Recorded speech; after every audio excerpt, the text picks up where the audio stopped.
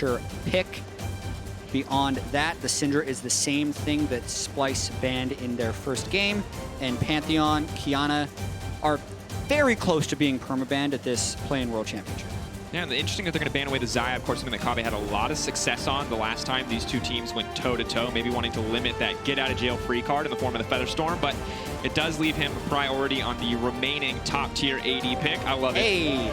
Give us the thumbs up, Evi. This man knows how to work the camera. Gets his Gnar. Now it looks like they're going to have the Thresh to follow up for Gang. And Gang, I mean, he had a lot of sick hooks in that game. They could not convert it to a win, but he is a Thresh that has to be respected. Yeah, Gang definitely looking to make big plays in this one, and we're going to get to see a run back of that Kennen versus Gnar top lane matchup. I actually feel like that was one of the bright spots for DFM in their first game. Even though Evi died to one of the early Hecarim ganks, he then managed to pull himself back in many ways in that laning phase, and I think Evi is their best player, and they're running back this Nocturne, mid or jungle. We don't know yet. And that's the thing. Probably mid. Splyce don't know either. You feel like probably mid. All right. Well, okay, so last time it was a counter pick into Ryze because Ryze wouldn't be able to shove in off the spell shield. They did ban Ryze, though. So it's not going to be against Ryze this time, I gotta say. It's highly unlikely. And this also just means that they have it open for a flex pick. Ah, good to have that flexibility heading into the second part of the draft. Hide a few of the picks that you have remaining. Gnar very much committed to the top side of the map, but still the potential to see the Nocturne flex. The Twisted Fate taken off the board. I wonder if Splyce will decide to limit the AD carry pool at all, stop some of Yutapon's more creative options, as in one has yet to be locked in for the side of Detonation Focus Me. Yeah, I think if they're going to use Nocturne mid, they want to have as much gank setup as possible for the bottom lane. Thresh is a very good start for that, and also getting Kobbe off of the Xayah is very important. Ashe, Thresh is a lot of initiation. You just press R on both Ashe and Nocturne, and you usually get a kill bottom. And Ashe, we saw the slow upgraded at early levels, 20% now on the Frost Shot. Huge. Very difficult to deal with. If you are Nautilus and you go in, let's say you accidentally hit a wall, you don't proc your Aftershock, you die. Yeah. There's no redemption there. And honestly, Norskeren was playing very high-risk League of Legends last time these two teams went toe-to-toe. Worked out for him just about every time, but a single mistake here could turn the game against him, as once again we see the Hecarim locked in for Xerxe. Yeah, he had such a successful game on it last time, getting 2 kills before level 4. Going to try and recreate some of that success, and just a boatload of crowd control coming out for Splyce here. Every single champion having the ability to kind of make their own engages happen. Going to see some Nocturne Galio, maybe? That'd be interesting, bit of a throwback. So Galio is a pick that a lot of these guys have been practicing in solo queue. He had numerous buffs over the last few patches, even though you still can't W flash. You can clear the wave well, you get very tanky very quickly, even when building stuff like Proto Belt, because the mana constraints have been removed on this champion. So I think it's a good pick into the LeBlanc, won't be able to be bursted out, and then I think they're just going to try and run back dives bottom lane this whole game. I mean, they've got really all the tools to go pretty much anywhere that they want on the map. The semi-global map mobility of both the Galio and the Nocturne. They've got Ashe with an arrow as well. Tons of playmaking potential, honestly, on both sides. A lot of CC, a lot of good engage options. And, you know, last game we saw a team that could potentially split up the map, taking a lot of team fights. I wonder if this is a game where we see Detonation folks be very proficiently shut down a single lane, use the Nocturne, use the global map mobility, or if they're going to run straight toe-to-toe team fights up against the likes of a team like Splyce. Yeah, and I think proficiency is the word to focus on here, because DFM had the right idea in many of their plays early on against Splyce in their first game, but they were not able to execute them, and Splyce just outplayed them. I mean, the number of times that DFM tried to dive Kobbe and came up empty was at least 5. Like I said, and he had about 10 kills overall in the game. So Splyce definitely going to be feeling very confident in this one. And they should do. 2-0 thus far. Cannot afford to lose a game here. So close to the finish line, so close to making out of this group, looking to secure first seed and move on to that bracket, move on to groups. Europe's 3rd seed versus the 1st seed from the LJL. Detonation Focus Me. Hometown heroes for all of Japan. What can they do in this game? That's the big question. How will they adjust? The Nocturne back in the jungle, as we know it to be. But it's time for game 2 of the day. Splyce versus Detonation Focus Me.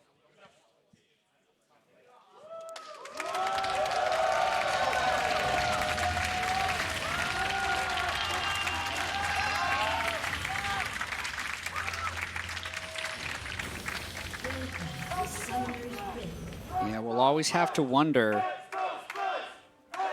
if we're going to see any early game shenanigans come out. Pre-planned invades can be very popular, especially for teams trying to pick up their first win on the world stage. Splyce champ picking up. I like that momentum. Got to compete with the UOL and the Flamengo chants. That's true. I'm gonna be honest, team. I think over the course of the game, yeah, that's what. Sorry, little catcher bias. Whoops. If LEC wants to commute with the CB Law fans, you do need to ramp up just a little bit in the coming fights because CB Law fans, to put it bluntly, are very scary. They're very intimidating. They're very loud. You got to match that if Splyce start to pop off. But it could be a sad day, too. You never know. Detonation Focus Me, I think, with a lot of new picks, clearly taking another stab at drafting in the new meta. I'm really excited to see Galio. It's one of those picks, as you mentioned, so many people are playing, but we don't know how good it is or if this is another thing like Echo that might just be a solo queue scrim kind of pick. Yeah, I have been fairly outspoken about thinking that it is good. However, it just doesn't create its own opportunities like it's used to, and I think is most likely suited better with a Jarvan or a Camille to more guarantee that you can actually get in with your R, since I think the laning phase, you can definitely wash it in a lot of ways and be able to get out of there even. So we'll see if DFM is able to get enough CC chaining off to allow Ceros' roams to be effective. And for now, Ceros, of course, is going to get bullied out. The first level is going to be very difficult. LeBlanc with just ranged autos alone can kind of keep Ceros off the wave. Very difficult for the Galio to trade. But we check in across the map. I think top lane is another place that we kind of have to keep our eyes on, just given how much attention was put there early and honestly how good Evi has been historically at these international events. Yeah, so in their first game when they played this matchup, Evi died to a Hecarim gank. He tried to leap away and narrowly missed the bounce on Vizicsacsi, therefore died and burned his flash. Even with that, when they got to around 100 CS, he'd pulled within 10 and nearly killed Vizicsacsi. So if Evi can avoid the early gank death, I am very curious to see how he comes at Vizicsacsi, since I think when I talk to most top laners, this is a Kennen favored matchup, but it is definitely still a skill matchup. For now, though, it looks like Splyce have pushed across all three of their lanes, and that's going to make it very difficult for them to get information on where exactly Xerxe is going to spend his time. Humanoid on the way to bounce back, and I think if he holds it here, it's going to just be very difficult for Galio. He's going to need to have the jungler come bail him out. But as you mentioned, Kennen winning the top lane matchup for now in terms of just push. And we'll see if Xerxe wants to go for an early play here or if he just wants to start contesting some of these jungle camps. Yeah, definitely just a big wave to crash in for Evi in that top lane, down about 7 CS, but really it's the mid lane that got put in a really bad spot by Ceros. So he was able to shove that in thanks to a nice ward he placed that did see Xerxe on that Scuttle Crab. So both junglers full clearing to the best of their ability. Actually, one camp behind for Steel's Nocturne. You can see his Gromp is still up. So very early on, advantage Splyce. Have to see what Ceros tries to go for here. Humanoid kind of fishing for a bit of a play. The knockup connects. The stun is there. Now backing up. Steel just going to auto the wave. Yeah, I think just resets the wave here. Not a bad play. Not quite the gank that they wanted, but top lane is a very different story this time around. We're going to have to see how Evi does in the mid game, because for right now, Vizicsacsi is smashing him, even without the help of a gank here. These trades just so very much Kennen favored. Yeah, also, blue side top lane is just a little bit favored just based on the position of the brushes. Not having to worry about as many gank paths as the red side right there, so if Evi does push up, it'll be much more difficult for him to keep vision. That makes a lot of sense. It feels like it's impossible, actually, to protect yourself on red side with a single ward. You can see still the potential for a jungler to go through the Baron pit, wrap around, fish for the dive. So always a bit nerve-wracking being on red side top lane. For now, though, Xerxe clearing up, stacking up, level 6. Has to be the focus point, I think, for both these junglers. The Hecarim ult to get things started off. But Steel getting things a little bit early. Norskeren going to miss there. That's going to be big. Still able to proc the Aftershock, however, and forced now to flash away. If he did not have CC on his auto, he most certainly just could have dropped there in an instant. This is always very interesting. Right after a gank is sometimes the best time to go in for another one as the enemy. So Steel warding and seeing Xerxe right there will kind of allow them to reset and make sure they don't do anything early. Thinking about the first game that they played against, it was just a series of counter ganks that ended up coming in for Splyce. And I think they're looking to avoid that as much as possible before hitting level 6 on the Nocturne, level 6 on the Ashe, and then trying to make plays on their schedule. Definitely. I think for both these teams, it'll be interesting to see what they do with those level 6s. Obviously, a lot of engaged playmaking potential when Xerxe is able to come down to the bottom lane with the Nautilus to back him up. After he was actually going to pull on top. For now, Humanoid actually staying relatively even overall after, you know, those first few waves. Galio has been a lot more comfortable. The passive shield going to mitigate a lot of the poke LeBlanc tries to bring to the table. So things not too bad, especially as Evi also catches up in CS to a certain degree. So very even early game so far from DFM, not falling prey to any of those early ganks. Yeah, this is actually much more like a normal Splyce early game that we would be used to from the LEC. They are up in gold. Splyce is actually not a bad early game team.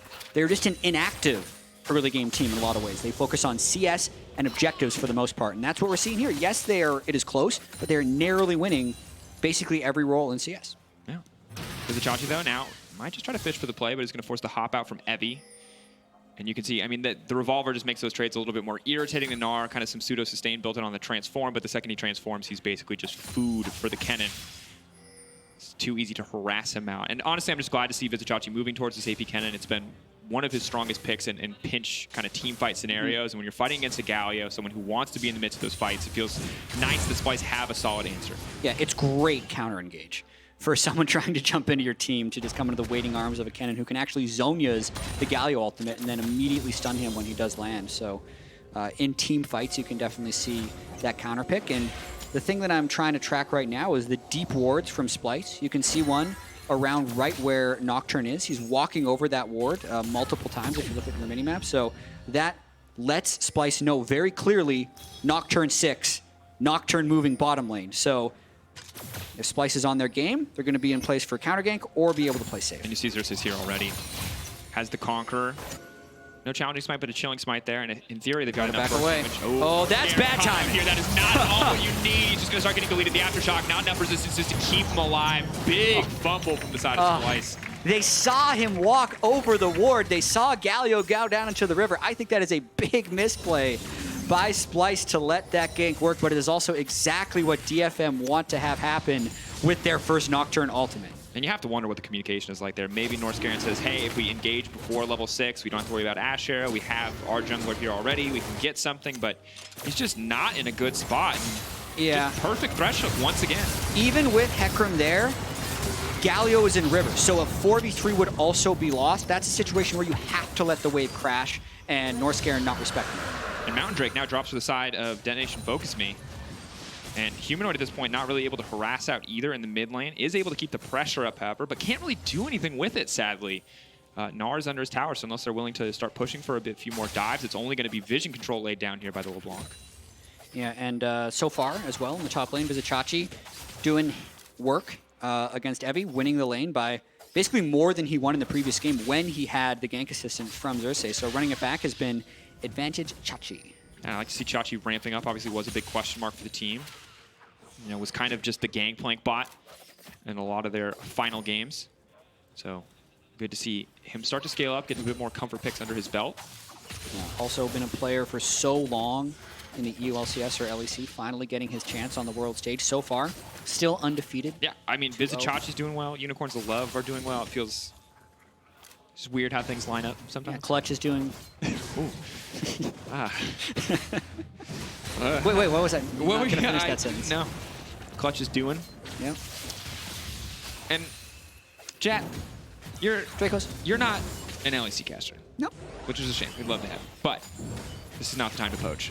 So instead, I'm just gonna tell you that this is kind of what you expect from Splyce. I think that Splyce, as we've seen, there's two kinds of teams at Worlds right now. There's the set play teams. I kind of put Team Liquid in this bucket to a certain degree where they very smart about, and when they feel in control, they just win a game. Yeah. And there's not much that people can do to stop them. And then there's the teams that are more outside of the box, more kind of breakneck pace, play after play after play, responding on the fly. And Splyce are the set play kind of team. So I do think that as we move later, now that level 6s are coming in, you can expect Splyce to start to try to exert more control over the map, but they're not going to be going for the big, crazy moments. And that's something that you kind of have to get used to watching Splyce. Yeah, and they're going to want to play around Kobbe. Even though Kobbe doesn't have amazing stats, he is clutch in late game team fights, and they're going to want as many kills and protection on him as possible. It's just really difficult to force plays against Nocturne Galio. So I think DFM's game plan here, banning away the Xayah, going against a somewhat more diveable AD carry in the Kaisa, is fairly wise. Luckily, though, Splyce has the wave in a fairly good position where they should be able to back away. But DFM they're so ready for a gank. I like the Speed Shrine coming out. The Hawkshot gives them all the information they need. The ward place, though, reveals almost guaranteedly Galio. I don't think they know if it's Galio or Nocturne, but they can assume both parties are on the bottom side of the map. And of course, when Galio's back in mid, you do have to respect it. It will just be a pure 3v3. Hecarim, though, with a Cinderhulk. Obviously, the AoE CC on the ultimate a bit more valuable, maybe than the Nocturne, but not the same amount of damage. Yeah, I'm not fully bought in on Cinderhulk Hecarim, but once he gets Trinity Force, if he goes that, he can still do a respectable amount of damage. But if he ends up going full tank Hecarim, I feel like that pick is a little bit underwhelming. Good damage comes in from Ceros, but that's all of his cooldowns, and Xerxe is now here. The Nocturne can make his presence known, can go in, try to fish for this one out. Ceros, though, now in trouble. They are going to grab that kill. The Ashe Arrow is not going to connect. Well played by the side of Splyce, forcing the flash out from Steel as well. Yeah, I think that was a good play by Splyce. Attack the global is one of the first things you learn about playing against these Galio teams. So when you're actually able to gank mid, it's successful. And Ceros burned so much just on a trade with Humanoid. So good gank by Xerxes Hecarim. And with Humanoid still having flash up, there's just not a lot Nocturne can do. He doesn't really get to pick the target he wants to. He kind of has to go for the Hecarim, and it just doesn't work out. Yeah, it looks like a good trade at first. He thinks, okay, I'll get half of his health. But then he says, wait a minute, we don't have bot prio. The Ashe Arrow might fly in, but it's going to be way too late. And really is so far in the lane that Flash would still have him die. So misplay by Ceros. Yeah, and look, say what you want about Cinderhulk Hecarim, but he's definitely a harder to 100-0. True. So let's keep it going for now. Top side, Vizicsacsi continues to build an advantage. You can see about a 500 gold lead for the side of Splyce. Kills are, of course, tied up. DFM with the Mountain Drake, I feel like probably more valuable than that 700 at this stage, and continue to be so. But how to see if Splyce can extend this lead. A kill over the Hecarim, if he does opt to go for that Trinity Force, will be nice to kind of up the pace on that scaling pick. Yeah, and I'm really just waiting to see when the next gank bottom lane will come in, because I do feel like DFM got sidetracked a little bit on their overall strategy, and it's going to hurt them because it's also before Rift Herald breaks. I think oftentimes if you're trying to break these heavily bot-focused team compositions open, you want to get your successful ganks in before 14 minutes, because then taking the 5 turret plates is the equivalent of 2 more kills for your AD carry, and that can really snowball you ahead. So a fairly important mid lane kill there by Splyce to stop that from happening. Yeah, just any Ashe Arrow that you burn not being fired in lane is going to be that much better. Stops Kobbe from having to burn any summoner spells, and yeah, you can always dream for that beautiful moment, that, you know, max range Ashe Arrow, the infinite stun, but more often than not, when you're in this lane with a Thresh, it makes more sense just to throw it at your lane opponent with some jungle backup. Yeah, and looking at the CS as well, this is more what we are used to seeing when a major region team plays against an emerging region. It's just solo lane superiority, right? Oh, the game, they don't have to do anything crazy.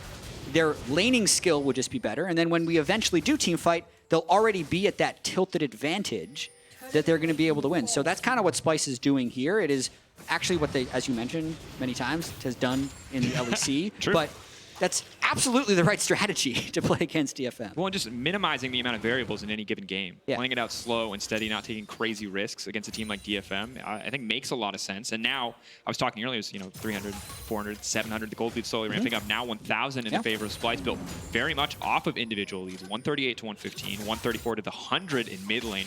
Very difficult. The Proto Belt is there for the Galio, but doesn't feel like it's enough to really provide any kill pressure on the LeBlanc. Vizicsacsi, though, ulting. Evi, though, now going in, tossing him back. Mini Gnar's about to come out, and this is when he's going to be able to have the chase potential. Good damage from Vizicsacsi, running him down. Evi, I think he can find the kill. One more auto. The boomerang forward, he gets it! That's the solo kill for Evi, and that might just break open the top lane matchup.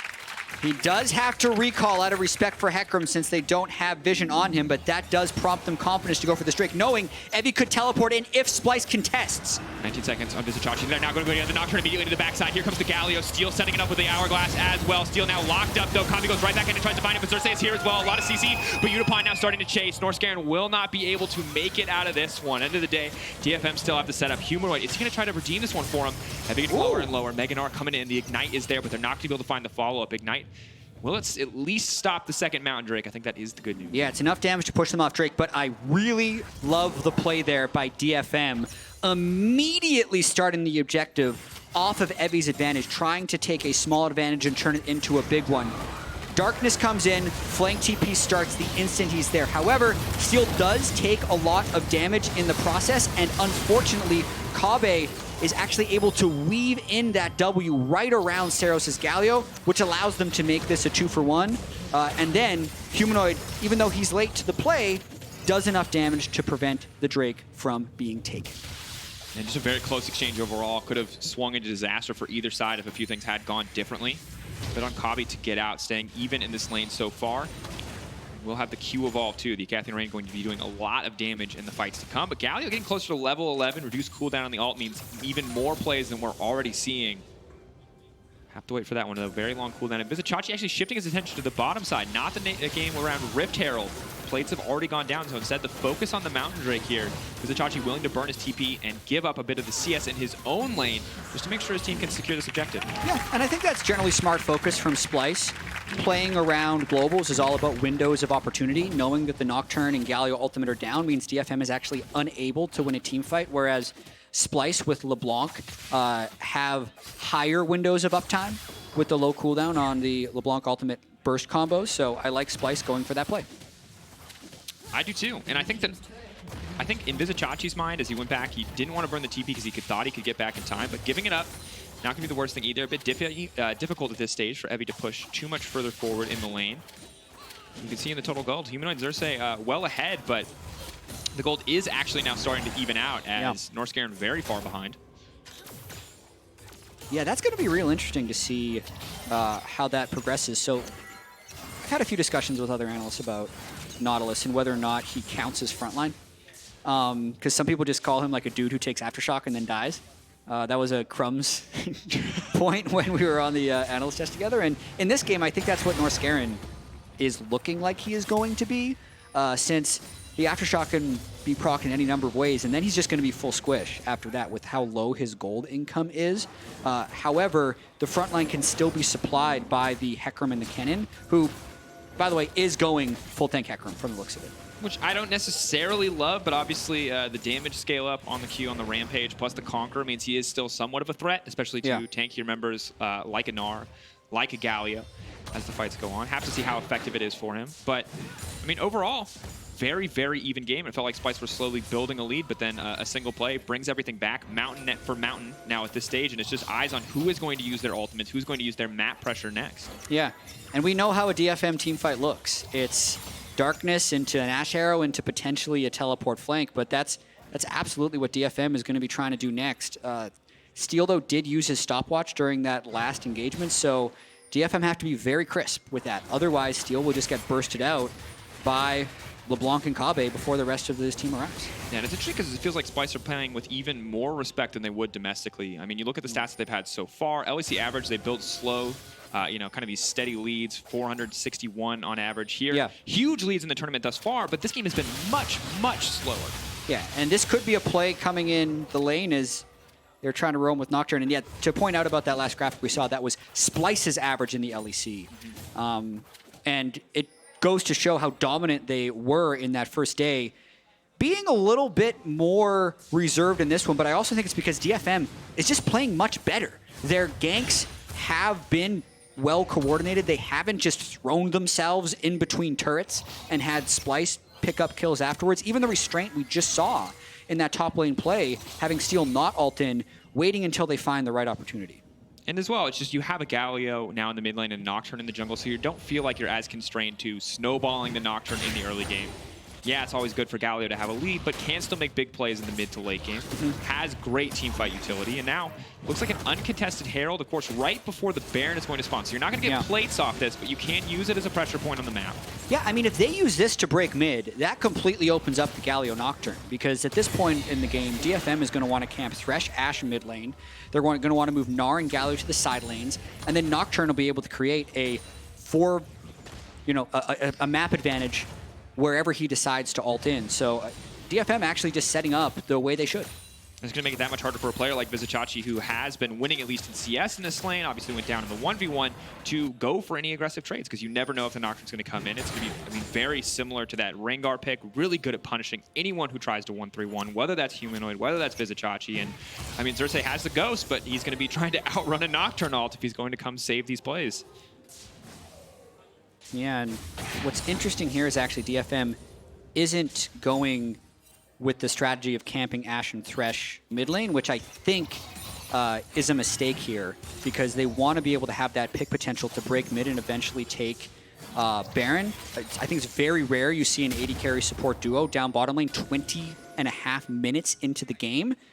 So it could be the fact that they want their Galio free to ult somewhere, but really they're just losing a lot of map pressure. You can see how much Splyce gains here actually because Splyce are the ones that camp Kaisa mid lane.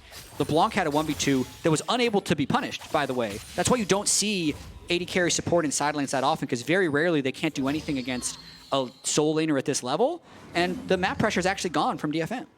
They gave up a lot there. Now, the good news is that they have reassigned their lanes. You do see the Ashe now taking up farm in the mid wave, Galio taking top, Gnar on the bottom lane. So Simon's in a bit of a better place. We'll see when the next back timing comes out, but it does cost him a bit in that instance, and Splyce now get pretty much a free reset off the back of that. We'll be able to go back by second item coming in here on the side of Kobbe. Evi now going in on the Humanoid.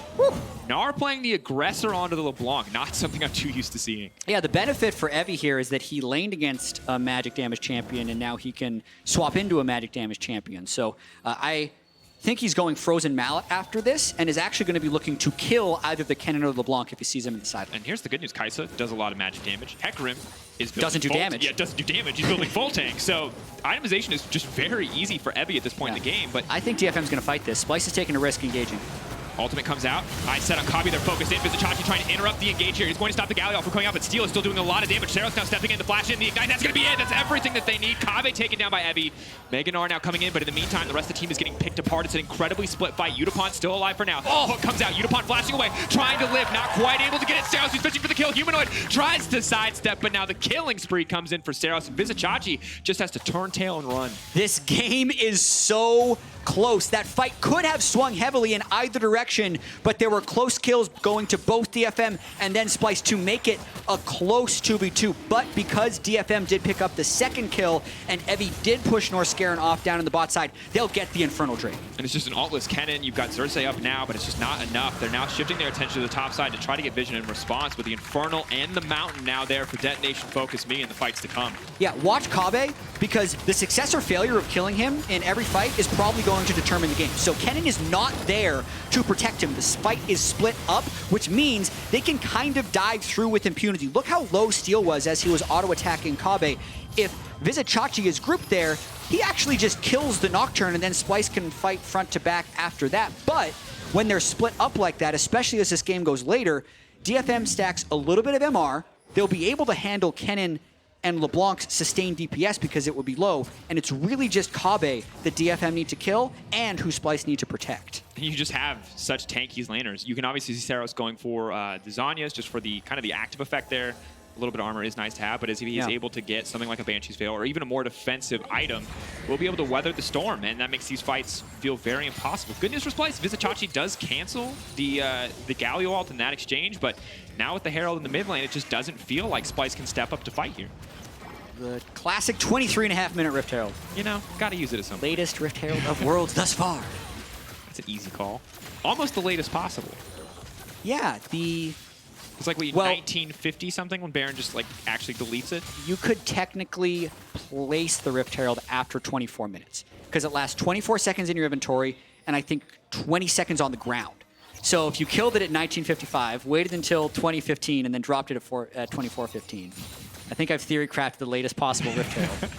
You told me we were going to go down some tangents during a Splyce game. I did say it was time for Jatt's facts. I did say that 24 minutes ago. What I'm not sure of is the 20-second linger. So depending on that, you can adjust the overall time. It feels longer when I play, but that Yeah. could just be because you're in game. You know, you got endorphins racing. All right, well, Evi. For some reason, they're all running away. They don't really have knowledge on the rest of the team. Of course, there's a Nocturne kind of constantly threatening an engage here. I do wonder if Xerxe at any point here is going to go for some more aggressive itemization. You know, you could halfway do it. You get a Xerxe. It's like a tank item. You can tell your coach it's a tank item, but does a lot of damage. Take a little bit of that in there. GA, tank item. You know, just need the BF sword first. No reason. And it's a bit rough, honestly, for Splyce. I think for both of these teams, though, it's just about kind of finding the perfect setup. They both have these incredible comps where single rotation of ultis should wipe most of the enemy team in an ideal world, and it's just about who kind of finds the trigger first. And finds the setup to do so. Yeah, and once Nocturne is level 13 with Black Cleaver Warrior, his CDR is high enough that the windows of opportunity of playing around Knockout don't really exist for Splyce anymore. So it is very difficult for them, not wanting to overextend on a side lane, especially when no one in the game can actually deal with Evi Gnar 1v1 right now. And I think that's why a few minutes ago we saw Splyce just kind of start Drake. Even though that's exactly what DFM wanted, Splyce didn't have many other plays because they would lose the side lane 1v1 to Gnar, and other than that, they'd just be waiting around for an Ashe arrow to land. So it is kind of like Splyce wants to group in a spot and then outplay. And I think that's most of their strategy, what it needs to come down to based on the current state of the game. And look, out executing. A lot of pressure to put on yourself, a lot of pressure to put on these players. It's easy to go, hey, they're the LEC. Well, here's that Ashe arrow. But nope, here we go. Fight gonna get kicked off. Norskeren going to be immediately taken down. The Ashe in the backside potentially in trouble. She has the extra grip, but I don't think it's enough. A beautiful hook from Gang. He stops LeBlanc in his tracks. Vizicsacsi going to get one back, but Ceros still trying to turn this fight around. Evi, no Mega Gnar quite yet, but he's starting to run down. Kobbe, a lot of damage. He is untouched. He's supposed to decide the fight, but the Gnar is massive. There's so much damage coming in from this DFM team. Humanoid now going to be in trouble. Evi still going in, but it looks like he is going to get taken down. He's back in response. Kobbe desperately trying to save this fight. He has no cooldowns left. The Thresh is going to call the retreat as Ceros and Gang back off. A very close fight. Remember what we said about Splyce just grouping and outplaying? We saw a couple of things right there because Kobbe outplayed in a number of different ways that fight to actually win it off the turret since it was a 3-for-3 overall. We're going to see a lot more fights like this. And realistically, it's going to get harder and harder to lock this Kaisa down in the fights to come if the Nocturne isn't putting everything into her, and you can see that's not the case here. Yeah, so this is the pick. It takes about an extra second and a half for DFM to kill the Nautilus, and then it just becomes a team fight. And the important thing to know here is the engage wasn't used onto Kobbe.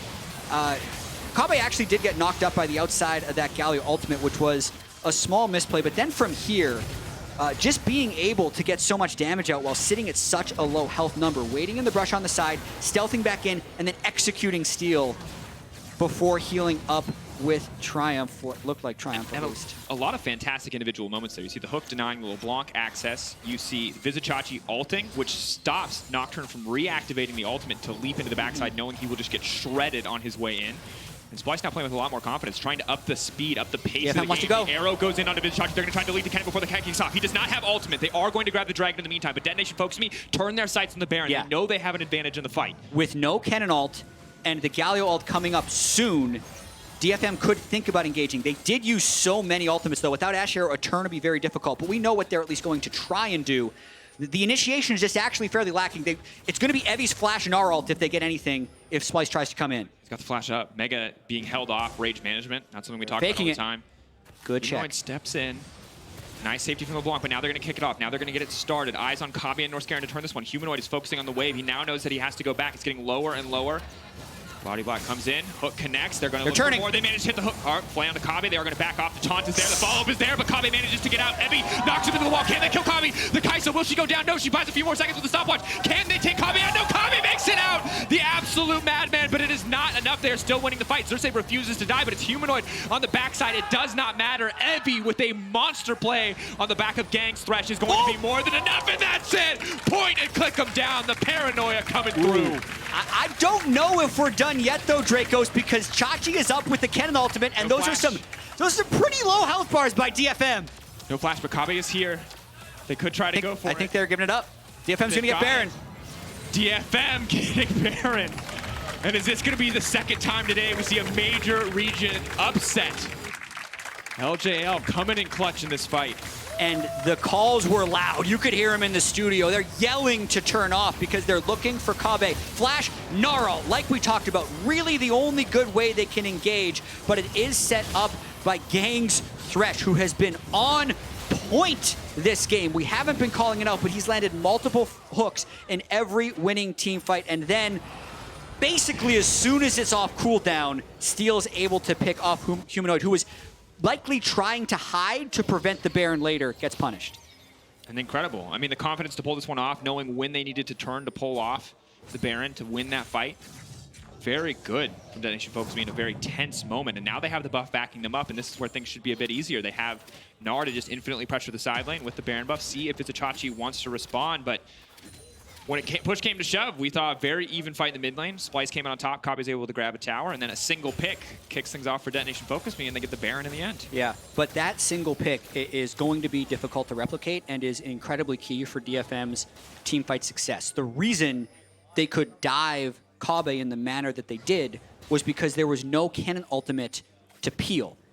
Once Kobbe has enough gold for stopwatch, for Zhonya's, since he's used his stopwatch, the amount of time he can buy means the dives take 4, maybe 5 seconds before you actually kill the Kaisa. So if Kennen's there, I think Splyce can still counter the dive, but DFM is finding the windows and they need to work around those constraints. And I think there's a lot of pressure now on Vizicsacsi. And we've heard a lot of top laners talk about winning the Kennen matchup often comes down to getting Kennen's ultimate. He has to have that for the coming team fights. And if he burns it on anything, a trade versus Evi, and he doesn't get the kill, Splyce cannot win the following fight.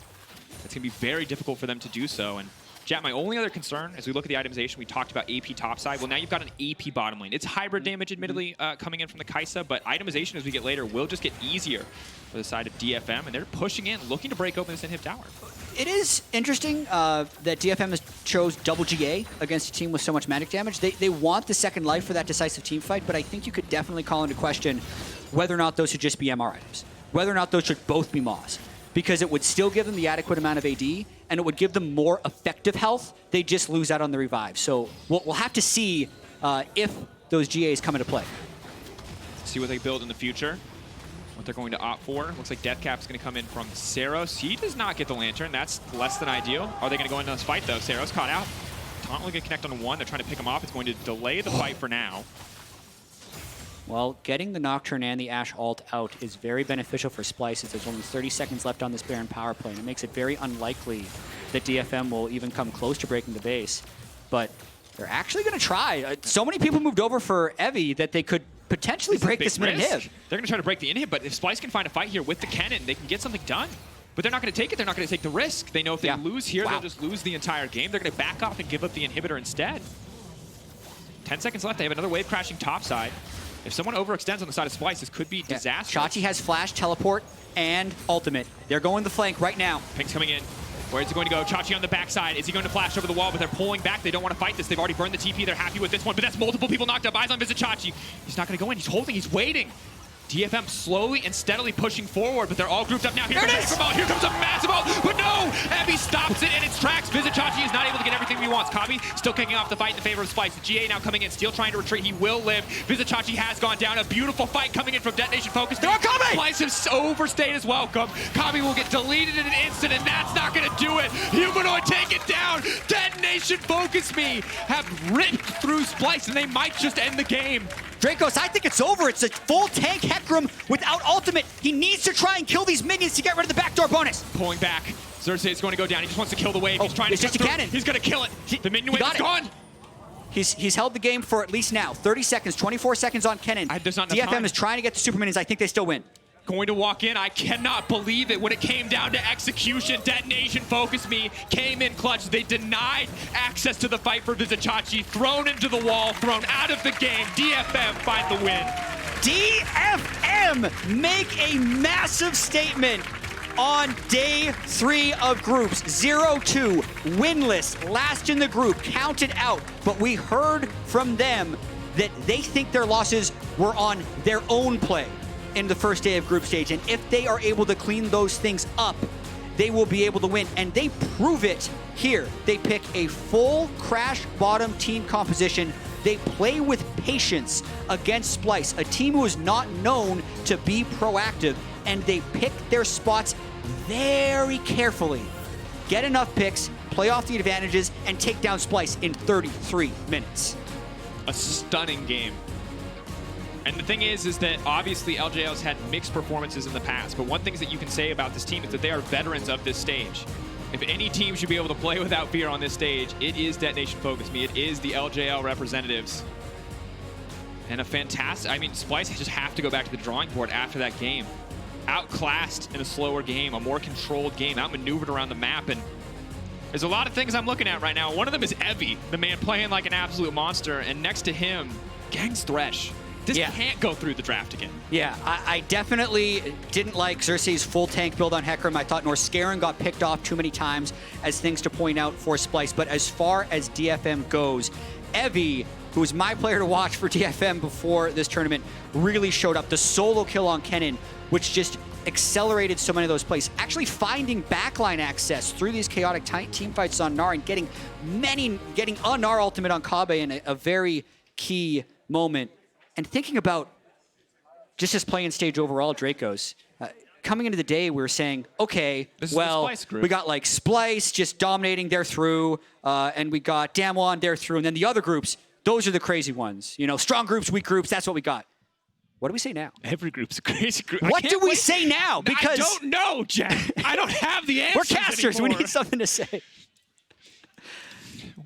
DFM, another shocking game. Like we had, like the big shocker to start the day. YOLO's 2-0 over Clutch Gaming. In right? commanding fashion after what should have been what looked like a very easy win for Clutch on the back of a solid early game. And this one, Splyce stalling, and in the LEC, you'd be like, oh, this is a Splyce 1 game. Easy, no problem. But DFM, show up clutch. And I mean, that's really all you can say. For more on that upset, let's check in with Lore and Ceros.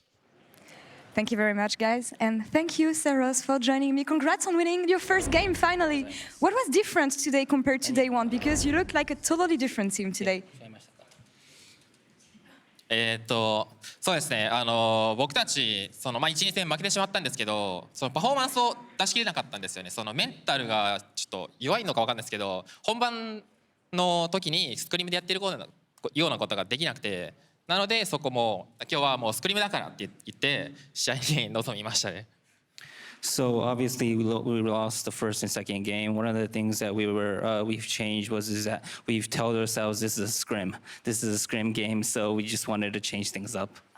I mean, it's so common to see teams have different results in scrim compared to stage. So would you be able to explain why you play differently on stage and on scrim? ステージとスクリームってどういうふうに変えたのか、どういうふうに変わったと思いますかと、なぜかと。そうですね、やっぱり本番ってなると緊張してしまったりミスできないっていう気持ちになってしまったりするんですけど、もうそういうのをスクリームの時は結構リラックスしてゲームできてるんですよ、僕らって。なのでそういうのをもう本当にこれ本番じゃないから明日練習だからって昨日ずっと言いながらなんていうかメンタルを準備してましたね。So mentally, it's more we're more focused during the scream, and that's one of the things that changed. All right, well, I hope you can keep this focus for the rest of the day. Now, I find it funny, every time I see you, teams respectfully ban your Heimerdinger. So what is your take on that? ハイマーディンガーについてどうですかと。そうですね、まあ正直バフは入ったんですけれども、バフ関係なしにどうせバンされるだろうなと思っているので、あんま関係ないかなと思ってます。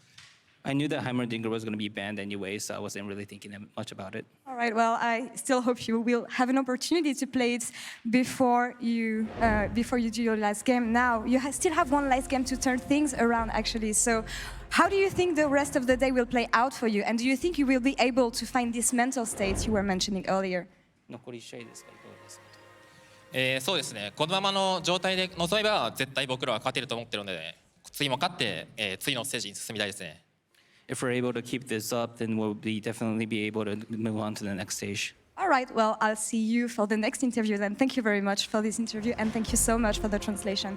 We're going to take a short break, and we'll come back in a few minutes for Game 3.